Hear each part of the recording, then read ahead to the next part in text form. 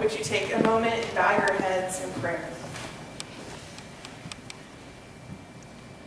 Most merciful and gracious God, may the words of my mouth and the meditations of all of our hearts be pleasing and acceptable in your sight. O Lord, our rock and our redeemer. Amen. Well, first I have a question. Bit of an interactive thing. In my core Sunday school class, had to suffer through this interactive question once already. So I'll give them the out today. How many of you here have an Easter tradition in your family or some type of Easter memory? Okay, anyone want to share it with me? No? Oh, come on. Okay, Megan, you want to share yours? Okay, so you always dine Easter egg together as a family? Anyone else? You don't have special meals? Rhonda? Hide Easter eggs. Now, do you hide the plastic eggs or the real, the plastic? Something inside. Okay. Do you have one? Lou, you look like you're getting ready to tell me something. Oh, no, you used to deal with the Easter eggs coloring in with onions. Coloring them with what? Onion skins. Onion, I thought that's what you said, but onion skin? Onion skins, yes. They come in very nice bronze. Okay. So coloring eggs with onion skin. All right. Other traditions.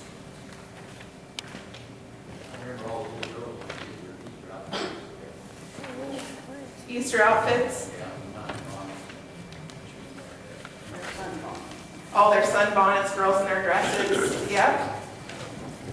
Up here, what was your memory? We always went to sunrise. Always went to sunrise Time service. I was 2 or 3, no. From the time you were 2 or 3 until you left home. Every Every Easter. Well, my Easter memories are a little different because see, my dad's a pastor. So I had to go to sunrise service too. And at one point in my life, that was okay. But then I was telling my Sunday school class downstairs that I sort of hit an age where I could talk back to my parents, and I didn't really want to go. So there was sometimes a deal where the Easter baskets couldn't be open till sunrise. You know, that's one of my memories. I also can remember as a child growing up in a house right next to the church. Like literally, they were side by side, and we shared a yard. And we had a huge Easter egg hunt every year. And my mom and dad would close all the windows and curtains that faced the yard so we couldn't see where the eggs were being hidden. And when my brother was, he's 2 years younger than me, so he must have been, I don't know, 1, maybe 2 at the most, and needed something from my mom. And my dad was outside hiding eggs with the youth group, so I took advantage of that opportunity and climbed up on a chair and snuck a peek out the back window and watched them hide all the eggs. But I think I got caught later. I mean, sort of finding all the eggs before all the other kids, so got a little bit of trouble. But we all have Easter memories, I'm sure.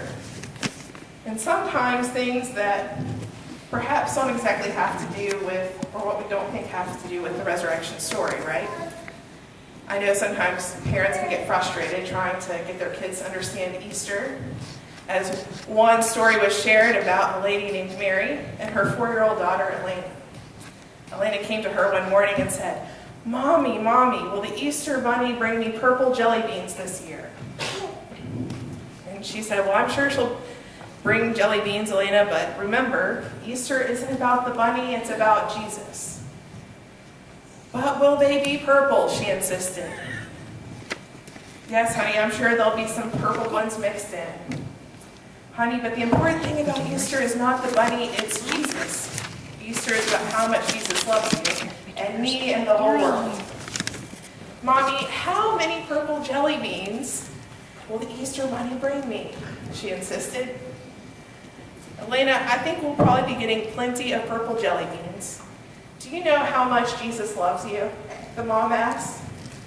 "Mommy," "Yes, Elena." "Will he bring me Tootsie Rolls too?" You see, for a 4-year-old, and for many of the children that probably participated in our Easter egg hunt yesterday, Easter bunnies and jelly beans and Tootsie Rolls are just way more interesting than Jesus, right? For most of them, that's true. And they're enough to make Easter fun. And fun is, at least for a 4-year-old, enough, right? Although Easter hasn't gotten to the point of having as many, distractions as Christmas, sometimes it's the same way for adults. We have lilies or tulips and new clothes. We have family visits, Easter dinner, Easter egg hunts, all the preparations that can possibly consume our attention. And sometimes having to show up at Easter worship is just part of the deal, right? It was, at least in my household. We didn't get it out when we wanted out. We had to go to sunrise, to breakfast, then to the whatever Easter service we went to. And some of us here probably come expecting to find a little more than the candy-coated cliches that surround us during the Easter season. But my guess is, unless that you're or perhaps one of the kids that participated yesterday, you're probably looking for something deeper, right? You want to know a little bit more than jelly beans and Easter bunnies. So I believe that is why so many of us come to worship together on this day. We want to know something of what Mary was trying to get through to her daughter Elena. Mary knows that Elena will always be 4 years old, and that sooner or later, that Elena probably will have an experience that all of God's children face. She will encounter a dark night, a moment of heart-wrenching pain, some type of devastating disappointment, some type of guilt. And I think if we're all honest with ourselves, when we encounter those moments, we'd love to have jelly beans and Easter bunnies to get us through. Mary knows, though, that one day, Elena will experience those dark nights, perhaps when she's bullied at school for the first time and has no one to turn to. Or perhaps she'll experience that first time what it's like to be betrayed by a best friend when you tell a secret, and then that secret gets spread around. Or perhaps her first love breaking her heart. Or perhaps one day she'll look in the mirror and admit to herself that she's been hurt or damaged by the bullying, or that heartbroken mishap in high school. Maybe one day she'll meet somebody on a mission trip, or meet a group of people that have had an experience that she hasn't. They have a life filled with no things, but some great amount of joy. And she has a life filled with things and struggles to find joy in her life.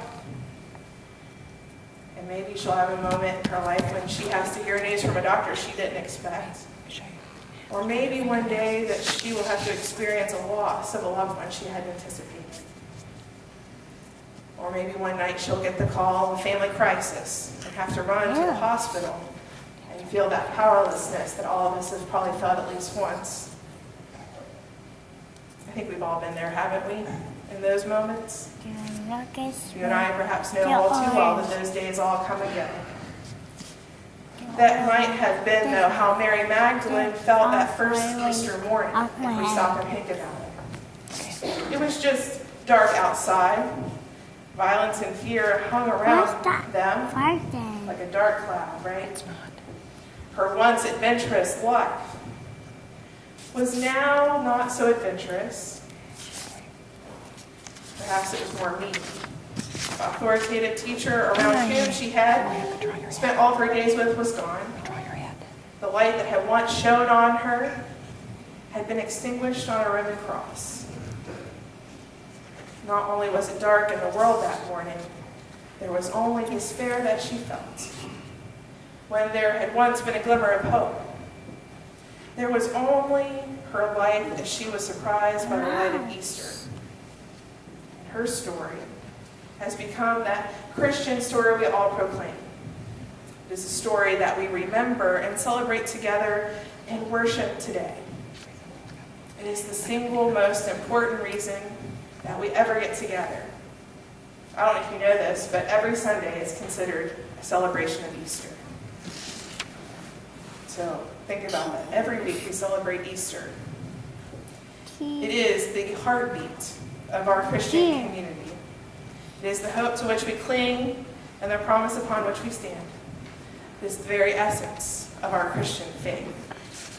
And if you ask me, it's a little bit more than cliche. Easter is about the power of life. Easter is about that power that gives you that life pulse. It is about the power that calls you by name and that knows you long after your pulse stops. It is something called eternal life, abundant life, and it is available to us in the here and the now. And that is what resurrection is all about. Because we all know that just because you have a pulse doesn't mean you live a full life, right? One can have a heartbeat, have no heart for living, and have no existence, although they may have energy. Easter addresses that universal need and longing that every human has, that longing for something more. You might call it meaning in your own life. Some have called it the search for inner peace. Some have called it purpose. If you go through church history and look, people like Augustine called it the longing for God, that relentlessness that only finds rest when you meet God. Or a famous theologian named Paul Tillich who said, it's the ground or the power of being itself. Or another one named Kierkegaard called it the leap of faith that quells all anxiety. And all of us here, I think, are seeking in one way or another. We all want to know something more. We want to know God, right? Easter is the Christian answer to that longing. It is knowing that death is not the end. And a pulse alone does not make us living. But if you're not sure exactly what that means, if you feel in the dark about that, then don't worry, because you're in good company.